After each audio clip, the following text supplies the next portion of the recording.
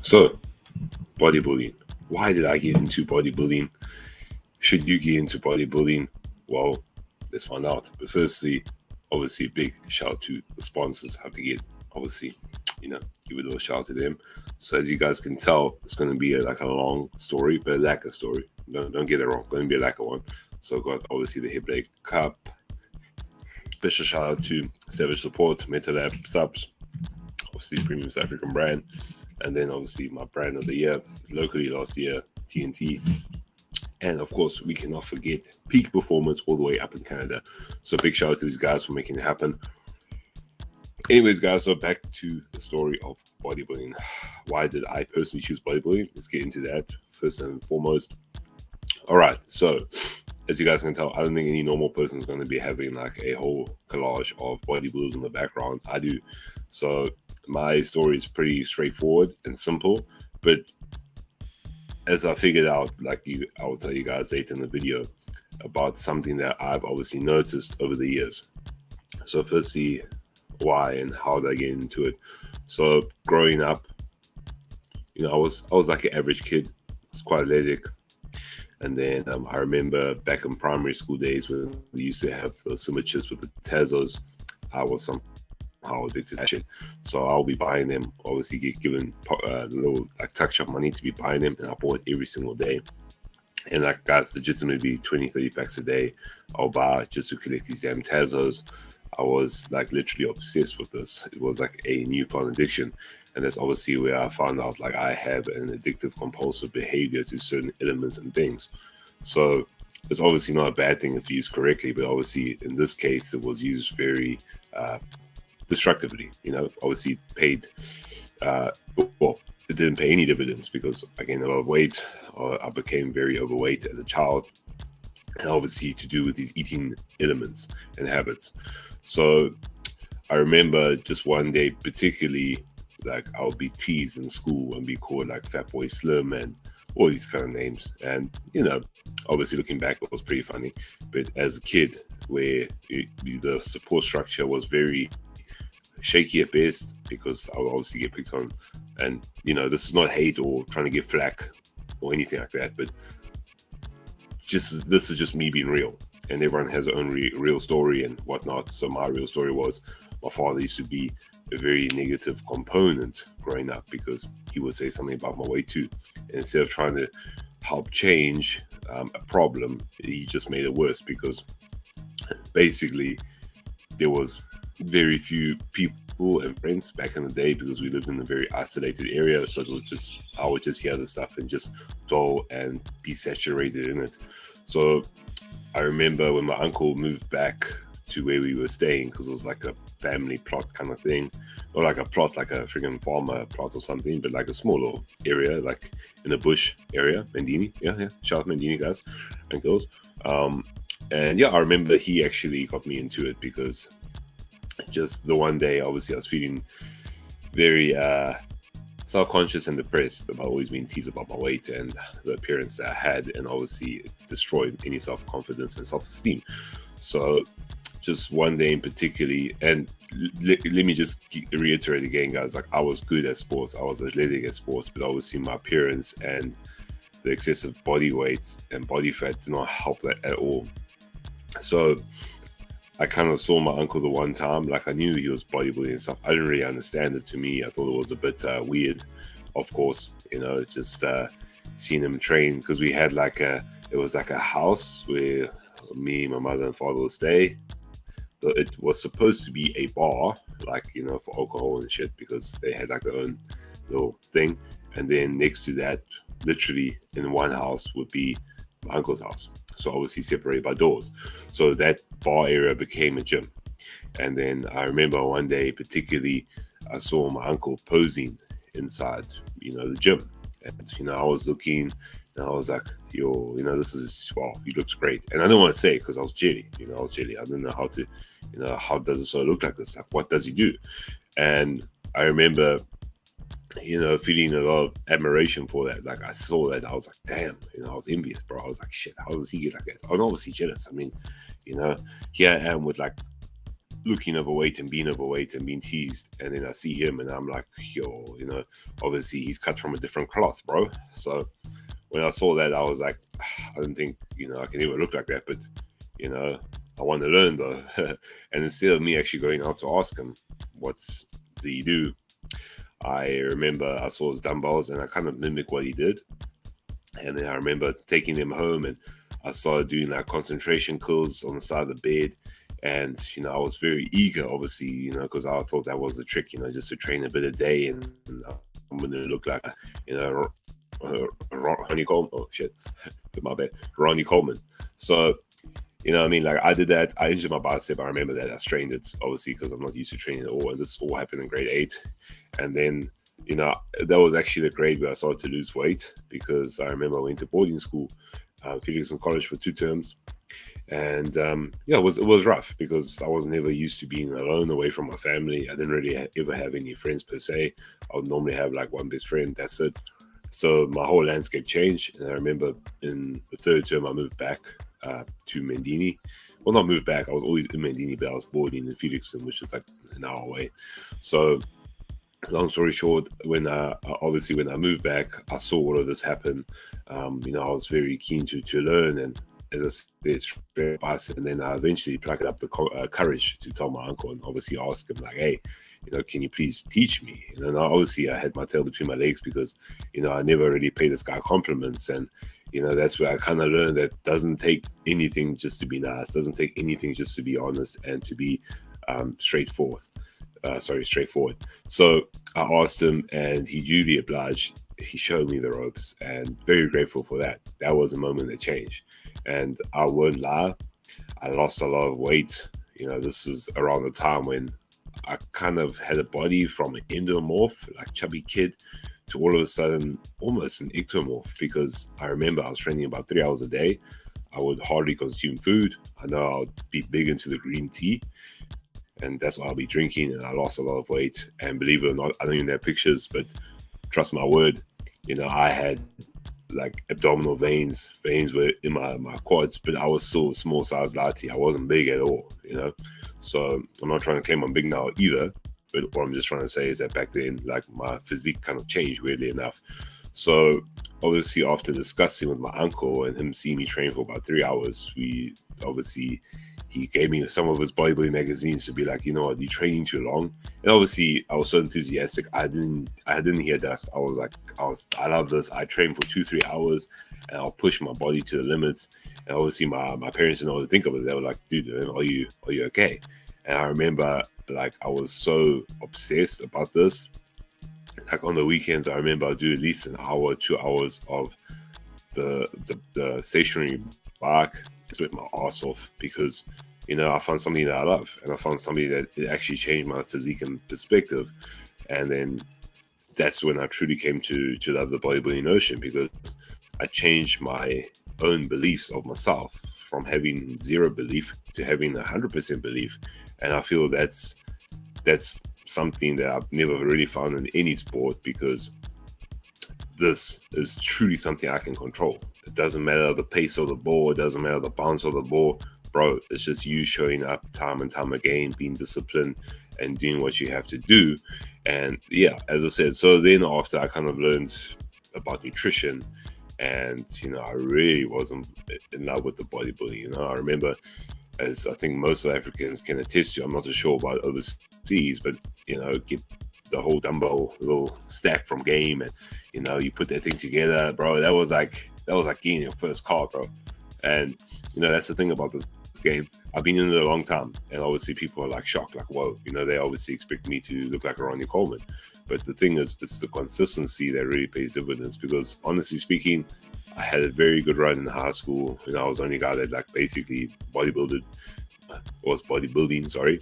And as I said, like, I have 0 regrets. I'd not go out party, I'd not go out drinking. And that's also another thing with the bodybuilding, is that when I first truly got into it, like, I would play around with, trying to drink and, stuff like that, trying to be cool and fit in. But when I truly like started this whole bodybuilding journey, like authentically, when I knew more about nutrition, and I was like, this is what I want to do. I want to be a professional bodybuilder. I want to go to the States. I want to become an IFBB pro. I made that. And I also remember this vividly too. So I failed grade 9, and that was a big thing for me. I failed grade 9. My dad was angry. My mother didn't know how to break it to me. As I said, like, I was thinking I was very cool, obviously, because I lost a lot of weight. I was ripped and shit. And I remember just like being so lost in this world. And obviously, I wasn't fully into bodybuilding yet. I was there, like, but I was just there for the notion of just looking great and trying to fit in, because here I am. I've got a 6-pack and this and that. But at the same time, people will question me and be like, John, are you sick, dude? Because you're looking very small, and people have never seen me in this kind of light before. So there was a lot of thinking, and I just knew I need something to be done in my life. And I remember this is around the same time when I went to CNA, back when we had CNA. I bought a Bible, and then I decided to give my life fully to Him, and that was a big change for me, because that's literally the thing that propelled my love for bodybuilding, and obviously most importantly the belief in Him. And one thing led to the next, and obviously I cut all that out, and it just led me to greener pastures. And as I said, I got no regrets about not going out as a kid. I got no regrets about not dating girls, not partying and all this kind of shit, because like I found my zone, and it was beautiful, because you learn to appreciate yourself, you learn to appreciate what has been given to you, and you learn to kind of love and nurture yourself, where I never really have. And obviously it's a bit different, because people handle bodybuilding differently. Some people look at it as like self-hate, because you train so hard, you put your body through all of this. But for me back then, man, it was beautiful, because this is all I wanted to become. And then the changing point for me was obviously trying to transition from, I've always liked soccer or football, and obviously I wanted to transition, and I did not know what was happening. I competed my first show at grade 12. I remember I didn't place. I actually turned 19 on the day of the show, when I was supposed to do under 18 bodybuilding. So when I didn't place, and obviously word got out, and some kids obviously said some stuff, and that made me feel way, man, because I went from weighing like 120 to about 90 kilos in the span of 3 months. I remember being heavily on the Oxy Elite Pro from USP Labs. You guys remember that shit. So I was on that, and I tried really hard, my hardest, and obviously I did not look good. But then again, like, I was following literally the plan, like for like, from Flex, and the calories were insane. If I look back, it was like 3,000 calories a day, dog, and I was doing that without even processing. But like, the goal and the vision was there. So obviously I believe in a higher mind muscle connection there, because bro, like, I was eating more calories than I do now, literally. So to lose all that weight, it was insane. Obviously my metabolism was firing. So with that being said, after I experienced a heartbreak about not placing at the show and being absolutely distraught, because as I said, like, this was like my life, dog. I really double thought everything, and I tried the soccer thing, and that's when I first experienced anxiety and panic attacks. So that's basically my story there. And then I experienced it for quite a few months. I remember people were telling me that, no, you have to take all these drugs because you have a chemical imbalance, and fair enough. I think you are a product of your own beliefs. And I remember just this one day when I was heavily under the meds, and I just wasn't feeling myself, and I was just like, you know what, I rather like literally die than feel this way, because I literally feel like I am dying slowly, not feeling myself, feeling way. It's just like literally you're emotionless, you're just sitting there, you're on these antidepressants, and you just like, you can't do anything, you're weak, you feel anxious, and it just makes me think back, bro, like, I was rushed to ER for these things here, and that's because I double guessed myself. That's because I had all these beliefs and such a strong build up in this bodybuilding, that as soon as I double thought it, bro, shit hit the fan. And that's I regret not giving myself that like actual chance to be like, dude, you believe yourself so from grade 9, second time I repeat, to grade 12. Like, why now are you deciding to double think yourself just because of one show and you're only 18? And I would say that's again due to well, obviously it's yourself, you know what I mean, because you take in and you kind of breathe out. So obviously I was kind of like cultivating negativity because it's something I'd hear from people that will talk shit. And obviously at school, you know, you're latte, you get angry, and obviously if the support structure is not there, like I knew people, you know, but it wasn't like close friends, but like family makes a big difference. And when my dad was like, you know, you're a clown and you're too old, age of 18, like I used to use all that fuel to push me, but eventually I just gave in, and I was just like, fuck, maybe I am just wasting my time. You know, maybe I am just like a clown. Maybe I don't have potential. And that's a very dangerous thing because, as I said, like, you have to give yourself that time. You have to have that higher belief that, you know, end of the day, if you believe that this is what you're made for and this is what you're praying for, you better push it there. You better take it there without giving an inch to anyone. You know, in the end of the day, don't let anyone decipher or take away your dreams because, you know, you hold them in your own hands, literally. And obviously, end of the day, he calls the shots. But all I'm just trying to say is that, you know, just never let doubters take the place of, you know, your victory. And that's the thing that I learned. So after experiencing all of this and went to soccer trials, into world soccer trials, I kind of gave it up, went to personal training, and long story short, you know, again, you know, tried to compete. Remember, I kind of commenced your foot out from my first, when I say first proper show, like actually training in the gym, because beforehand, I forgot to mention there was no actual gyms in Mendini. It was just training at home with like a basic setup, bench. The bench was actually pretty cool because it was adjustable and you could actually move the arms up, so you could do your squats on there and shit like that. That was pretty dope. And then I had like a little pull down and pick deck thingy from Trojan that was absolute junk. That thing was horrible, but I had it and it was better than nothing. And then also a dumbbell set too. So, you know, I had my moments, and, you know, I don't have any regrets. Basically, I don't have any regrets. All I just wish is that I never doubted myself during that period to be like, let me try soccer instead of giving this bodybuilding thing a full go. So yeah, as I said, like, dude, the main thing about this bodybuilding game, listen, this is a male, female, whatever, physique, classic, whatnot, is to keep consistent at it. You never know when your actual peak will come. For me, I kind of gave up on it, bro. Like, I got put on TRT, you know, and after Ghana operation, after all these hardships, I got put on TRT, and, you know, obviously I respected the test when I first used it, and, you know, I shredded down, and when I say shredded, I cut down. Again, like, you get people that was shit, and then they'll kind of, you know, hurt. And as I said, like, I have tough skin, like, literally. I mean, I was in the business with my dad for years, and that's like nothing new to me. But it's like you're used to that one person, but when you're not used to people randomly just spewing that shit and garbage at you, it kind of hits you differently.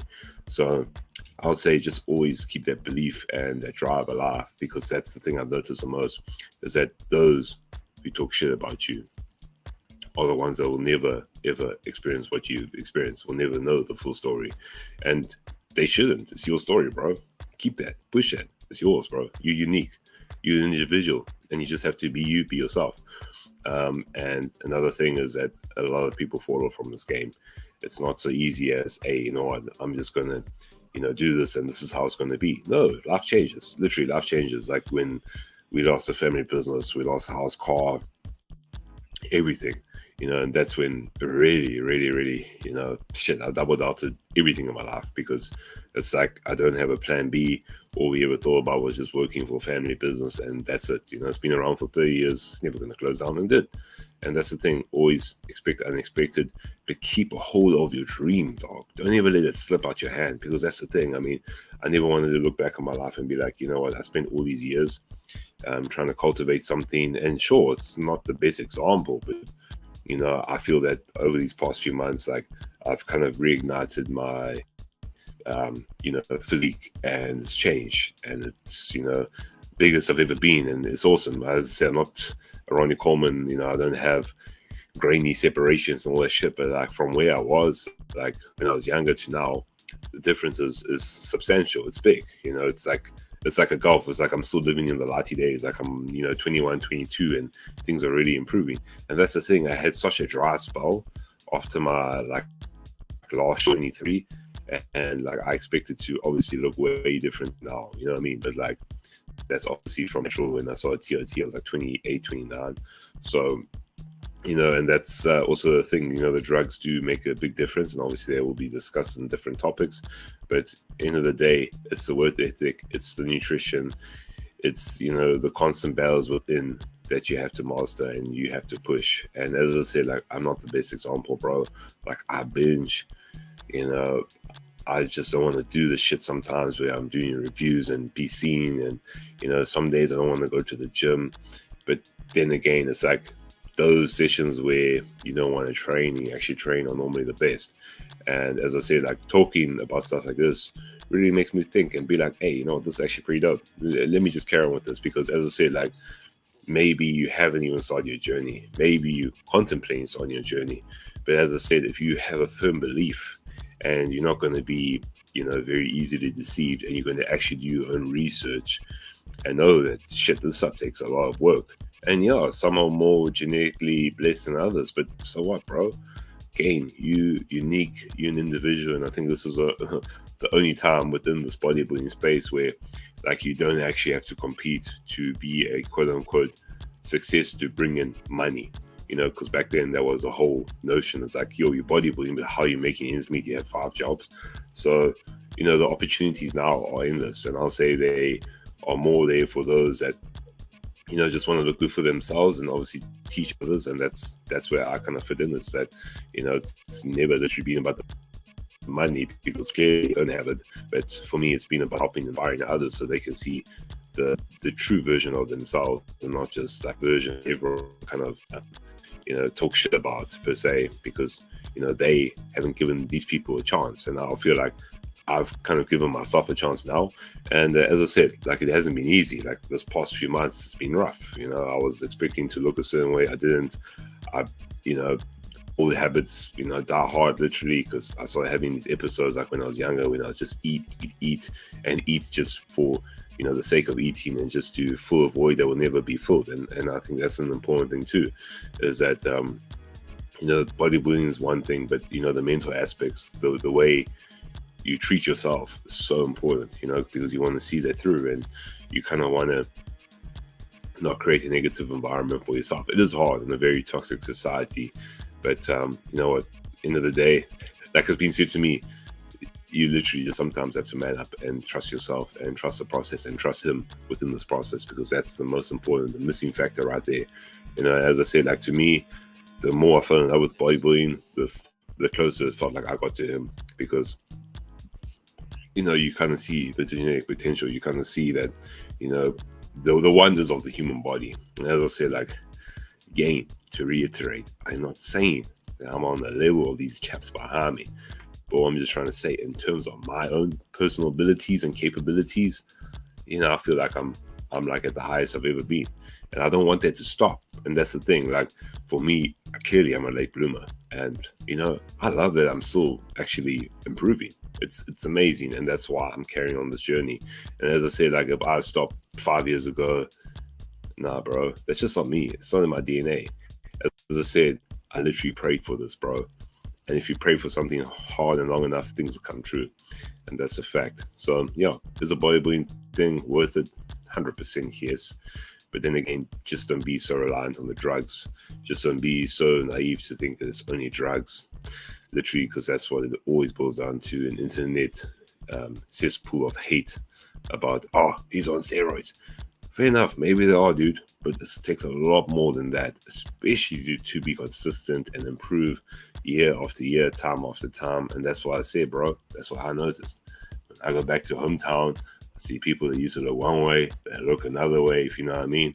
And it's just like, bro, it just really makes you think, like, damn, you know what? I'm proud of myself, bro. That's an accomplishment in itself, keeping it going throughout all the struggles, throughout all the stresses, throughout all the tribulations, and obviously paying homage to him. So yeah, that's why I chose bodybuilding, because it elevated my mind, it made me believe in myself, and eventually, in actuality, the longer I kept on going at it, you know, as I said, like I had a very dry spell, but it's like you never know when your peak will actually, come. And I feel like I'm peaking, bro. It feels pretty good. I ain't gonna lie. It feels pretty good. So yeah, that's the thing. As I said, I love this game. Supplementation fell into it perfectly as well. We'll get into that. But that's the thing about Gainz. It's a lot more than Gainz. It goes into the process, but it's the mental battles, it's the nutrition, it's the training, it's everything in between, and just keeping yourself a-okay, bro. So in the end of the day, we got this. We just got to push on. That's a fact right there. So thanks for watching. And if you guys haven't, please like and subscribe. Obviously, I would appreciate it. And yeah, the podcast will be coming real soon. But yeah, stay tuned for that. Much love, guys. Remember, believe in yourself. Yeah, bless.